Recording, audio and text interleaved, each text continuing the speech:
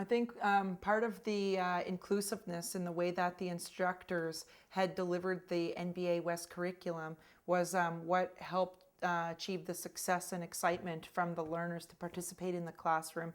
One of the things that they did in one of the campuses was review news clippings, and then they would have to find what they called a hot topic and summarize it and then present it to the class, which was, encouraging them to enhance their literacy, their research, and to write a story about what they read, and then to facilitate a discussion and present it in the classroom.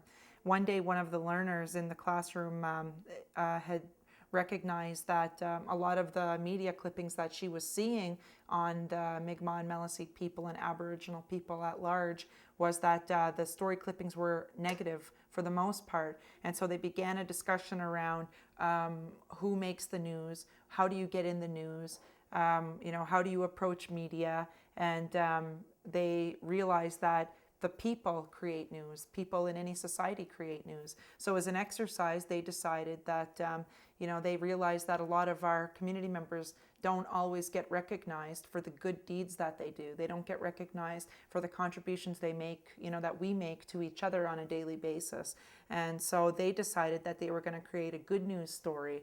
And they had engaged the media, and they had all agreed through consensus on one elder that they wanted to bring in to recognize and create a good news story about a local community member. And they actually had a poetry contest, and they voted on the best poem, the one that all students felt most touched by. And that poem, they then asked me if I would put it on a plaque for them with our logo from our classroom so that they could present it to this elder when he came.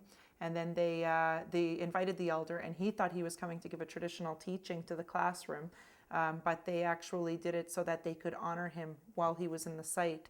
And the local papers wrote about it because they sat through the class. And so for them, it was very empowering to see that they created news and they changed themselves the way Aboriginal people are presented in the media.